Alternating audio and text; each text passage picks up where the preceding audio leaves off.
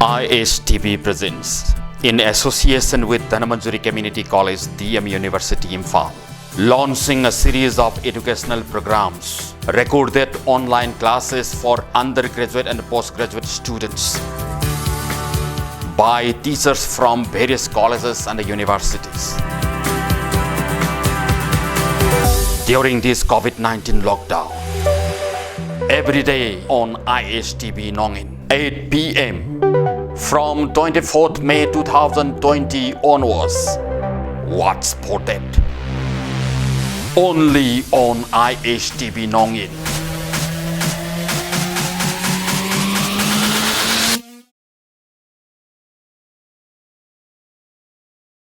Today I am going to give a lecture on this topic, hydrogen atom. And this is for the 6th semester student studying physics. First, we have to see for these assumptions. Here, the electron and the proton will be considered as a point mass, and we will deal only with non-relativistic case. This electron and that proton moves under a central potential that is given in equation 1. VR is equal to minus ZE square by 4 pi epsilon naught R, that is given in equation 1. And this Z is the atomic number whose value is 1 for hydrogen atom. Now, we know that this is a two-body problem, and this may be simplified in terms of an equivalent one-body problem. So for that one-body problem, the single particle will have a mass, and that is your equivalent mass given in equation 2 that I have given here. That mu denoted by the symbol mu, and that is equal to mp times me by mp plus me. So the time-independent Schrodinger wave equation for this hydrogen atom is written in this last line, that is minus I square by twice mu del square plus v times psi r theta pi. Here this psi r theta pi is the eigenfunction, and that E is the energy eigenvalue. So this is the equation where we are using expressing this wave function, eigenfunction in terms of this spherical polar coordinate system, because the electron is moving or confined over a sphere. So it's better to use the symmetry. That's why we have taken in the spherical polar coordinate system that eigenfunction psi. So this is the part. I'm again writing it here. This is the equation for the time-independent Schrodinger wave equation. To this wave equation, we are multiplying by minus twice mu by I square in every term. First term you multiply it, second term, and the other side also. After multiplying it, then you rearrange it. Okay, then we get this second step that is written in this red one. So Laplacian del square psi plus twice mu by I square times E minus V times psi r. So this Laplacian operator will be expressed in spherical polar coordinate system, and this part will keep it as unchanged. So this is the thing that I get it in the next step. So after expressing it, we can, the arrow here that I put it here is that I don't have that space, so I put it in the next line. That is the meaning. Got it? Now, in order to solve this equation 3, we are going to use the technique or method of separation of variable. Here, I'm expressing this function psi as a product of two functions, one depending only on r, that is capital R italics, and another depending on two functions, variable theta and phi, that I have denoted by y, capital Y. So after inserting this expression of psi in equation 3, I get this one, that in the first term this y comes out, so that partial derivative with respect to r has been changed to total derivative because it is only a function of r, so I have changed it. And in the second and third part, that partial derivative symbol is not changed, and here that function capital R, which is a function depending on small r, comes out. So this is the part. So we will see next thing. So I am again writing it, the step here. In the next part, what we do is that we are going to keep all those terms which depend on small r on left hand side, and I have shown it by this purple color. And on the other side of the equation, on the right hand side, I have grouped those terms which depend on theta and phi, given red 1, and that has been labeled equation number 4. Now you see this, when you observe it, this left hand side depends only on small r, while right hand side depends on theta and phi. So what do we get here? The two are equal. Left side depends on small r, right side depends on theta and phi, but they are equal. So this is possible only when both of them, or mean each side equals a constant. Otherwise, how can you see left side depending on small r, right side depending on another variable theta and phi, but their results are same. That means the side, each side must equal a constant. So that constant I put it lambda. So after putting it, the left hand side making it equal to lambda and rearranging it, that r I have multiplied. So that red one that I've written here, d by dr r squared times dr by dr. So plus twice mu r square I square e minus v times r is equal to lambda r, and that is given called equation 5 and is known as radial equation. And next thing is, when we equate this right hand part to lambda, and after rearranging it, the last line that we last equation we get it, and that is called equation 6, which is known as angular equation. Again, I am repeating the same thing. So we'll see that equation 5, radial equation, can be solved by knowing the expression of b, and that equation 6, that angular part, can be solved, and that solution will be same for any kind of problems. Any kind of central potential problem, they are the same thing. So first let us solve that equation 6. So here, this is the equation 6. Just for recalling it, I am putting it here. Now in this equation 6, I am putting it this y again to be a product of two functions. Then again I am applying method of separation of variable technique, which you have learned in your 5th semester mathematical classes. Got it? Now I am putting this expression in equation 6. After putting it, I get this result. Now I am going to simplify it. How to simplify is that I multiply it by sine square, that I have written here, sine squared theta by capital theta times that function's capital phi on every terms. Got it? And after multiplying it again, I am rearranging it so that those quantities which depend on phi on the left side, and those quantities that depends on theta on the right hand side, and that I call equation number 7. Okay, next see. This is the same equation 7. Now you observe it. On the close observation, you will see that equation 7, left hand side of this equation 7 depends on phi, while the right hand side depends on theta, and they are equal. So again we are going to say that the two depends on different variables and their results are the same. That means they have to be equal, or each of them equal a constant, and for that constant I am putting it m square, as if I know what the answer will be. Okay, let's see the significance of this assumption.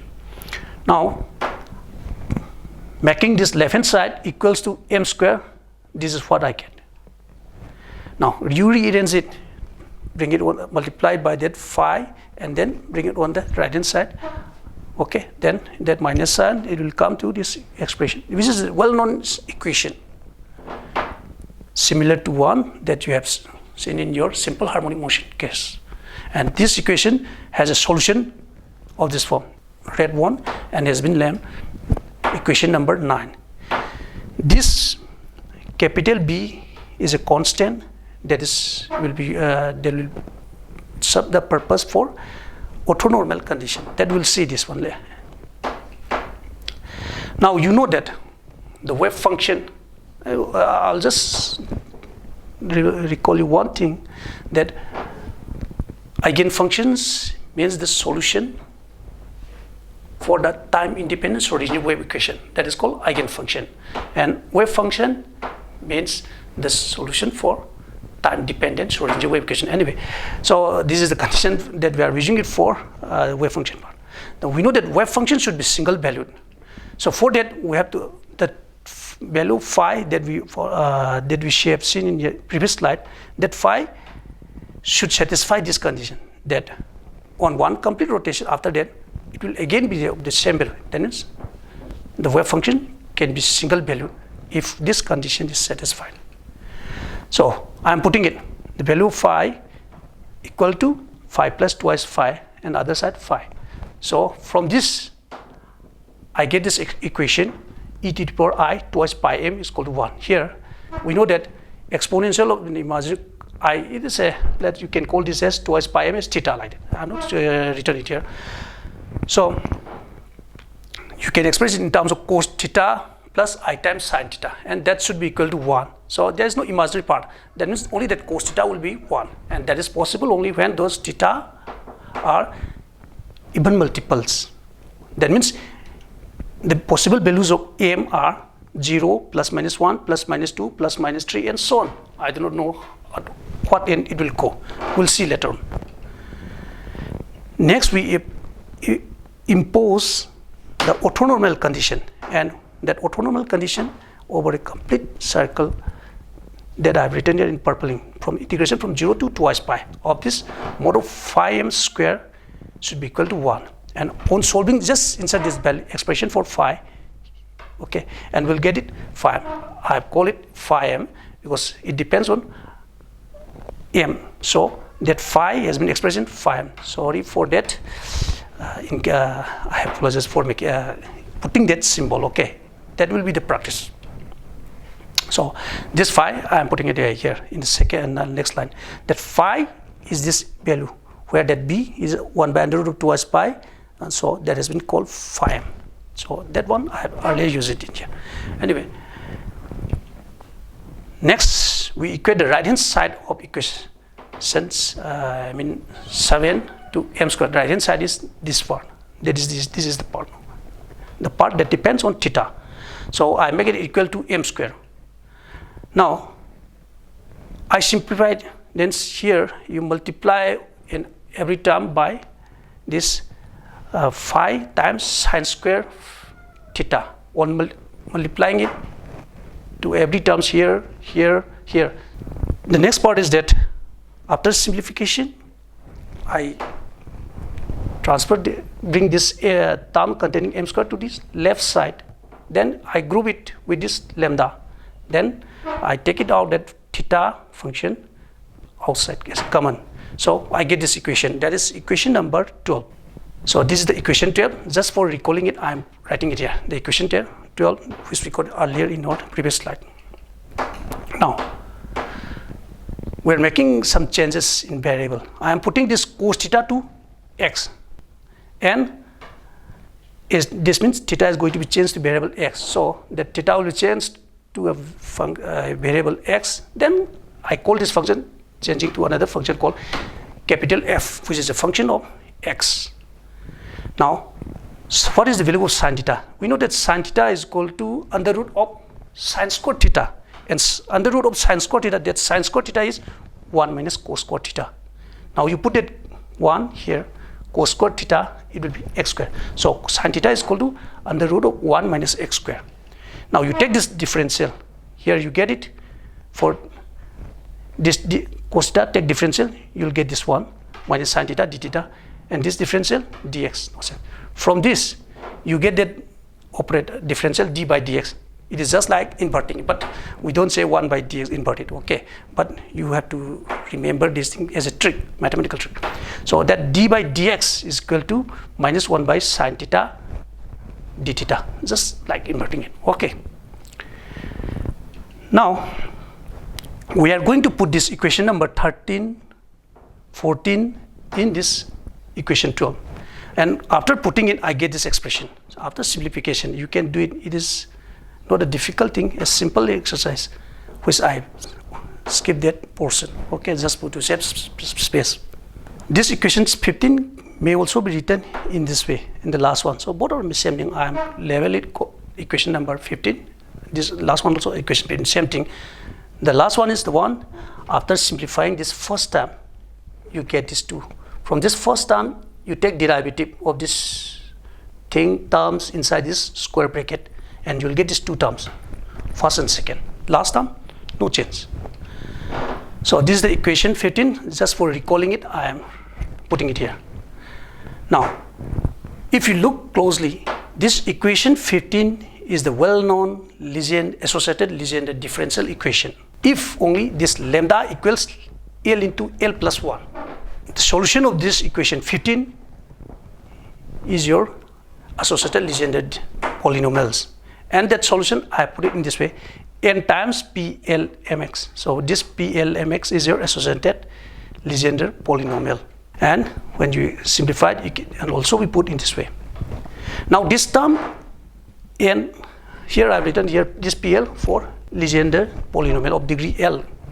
And the term capital N is chosen so that the function y is orthonormal over a spherical surface.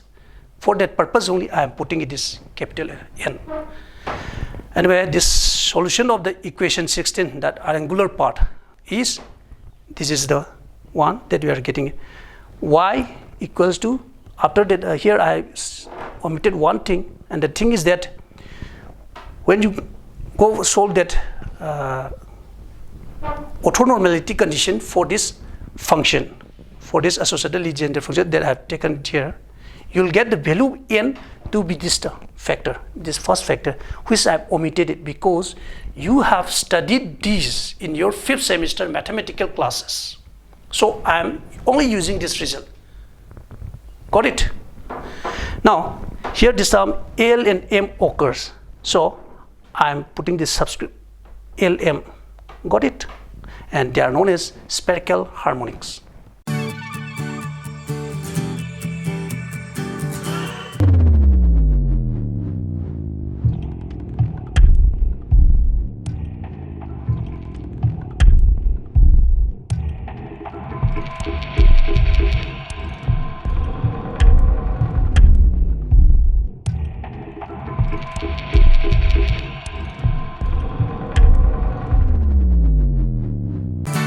ISTB presents, in association with Dhanmanjuri Community College, DM University Imphal, launching a series of educational programs, recorded online classes for undergraduate and postgraduate students by teachers from various colleges and universities.